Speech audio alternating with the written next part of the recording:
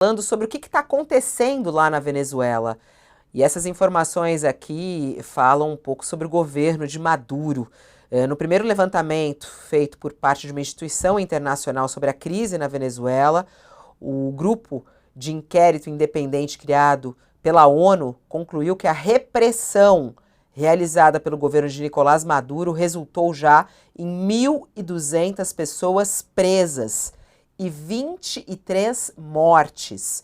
Entre os detidos estão mais de 100, que são crianças e adolescentes. Então, entre as 1.200 pessoas presas, há crianças e adolescentes, 100 crianças e adolescentes. A constatação é anunciada no dia, inclusive, que o Tribunal Penal Internacional em Haia sinalizou que está monitorando ativamente os acontecimentos na Venezuela, numa declaração que foi interpretada como um recado ao governo de Nicolás Maduro. Segundo aqui a reportagem do Jamil Chad, o comunicado que foi emitido pelos integrantes dessa missão de inquérito criada pela ONU diz o seguinte, abre aspas, o governo da Venezuela deve encerrar imediatamente a escalada de repressão que abala o país desde as eleições presidenciais de 28 de julho e investigar minuciosamente a série de graves violações de direitos humanos que estão acontecendo neste momento. Segundo eles, os protestos de rua, bem como as críticas nas mídias sociais, foram recebidos com feroz repressão pelo Estado, conforme a orientação de suas mais altas autoridades, induzindo a um clima de medo generalizado e reforçam, inclusive, os números, 23 mortes confirmadas até o momento. E aí o Jamil Chad fala, inclusive, sobre esse alerta agora que o Tribunal Penal Internacional também fez ao governo de Maduro. Essa é uma outra reportagem publicada pelo Jamil, falando que o Procurador-Geral do Tribunal Penal Internacional, Karim Khan, anunciou hoje que estão monitorando a situação da Venezuela, principalmente diante das acusações de que o governo de Nicolás Maduro passou a incrementar a repressão depois dos resultados das eleições há 2 semanas. Segundo o comunicado, o órgão de Haia está monitorando ativamente os acontecimentos na Venezuela.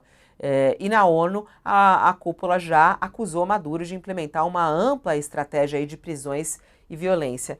Agora resta saber, né, Josias, se esses recados a Nicolás Maduro chegam a ele e de que maneira ele recebe esses recados. Se pode esperar alguma mudança na atuação do governo de Maduro com esses alertas emitidos aí pelo Tribunal Penal e também pela ONU.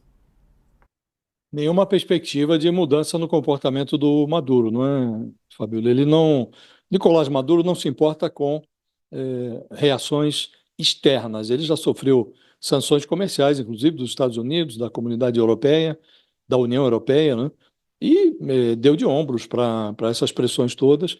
Ele dispõe de um colchão que é fornecido a ele pela Rússia e pela China, um colchão que amortece esse impacto econômico que vem de fora, né? E a reação que mais preocupa a ele em relação a essa eleição que foi realizada e foi fraudada por ele, é a reação interna, né? A revolta do asfalto, e essa ele tem tratado com mão forte, repressão típica de ditadura, não há mais nenhuma dúvida quanto a isso. Até a essa altura, discute-se se já não é defasado esse dado do grupo independente da ONU, que fala em 1.200 pessoas presas, entre essas pessoas, crianças e adolescentes. O que se fala na Venezuela é que o número de presos já passa de 2.000, né?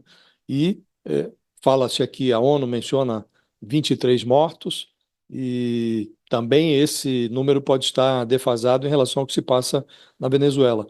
Então, esse é o quadro, né?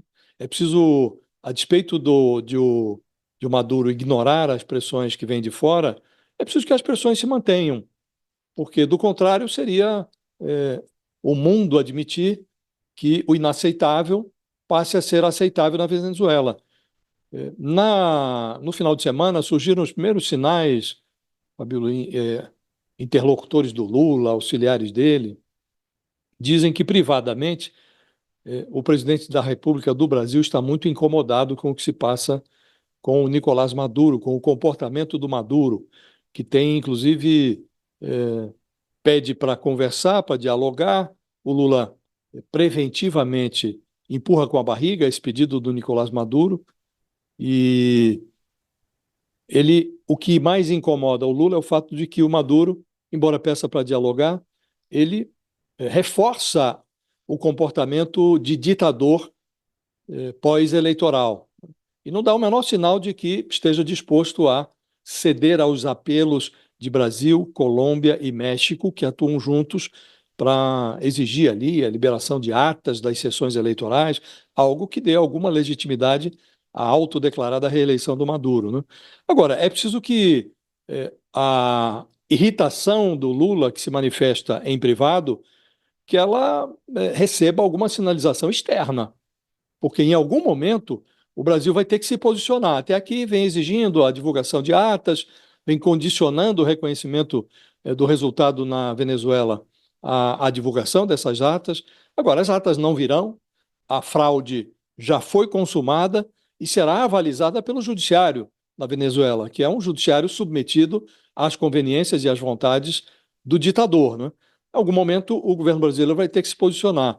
E esse posicionamento ele é necessário, porque costuma-se dizer, ah, não, mas o Brasil tem que manter a sua capacidade de interlocução com o Maduro. Agora, é preciso perguntar para que serve essa interlocução, né? Daqui a pouco vamos estar discutindo, como se fez na esquerda brasileira, se eram condenáveis ou não os crimes praticados por Stalin na antiga União Soviética. Os crimes praticados pelo Maduro, eles são muito visíveis. A fraude é visível e os crimes que decorrem dessa fraude, os crimes que decorrem da repressão que o Maduro imprime sobre aqueles que estão nas ruas protestando para que ele reconheça o resultado das urnas, que tudo indica foi um resultado adverso para ele, esses crimes estão muito à vista de todo mundo.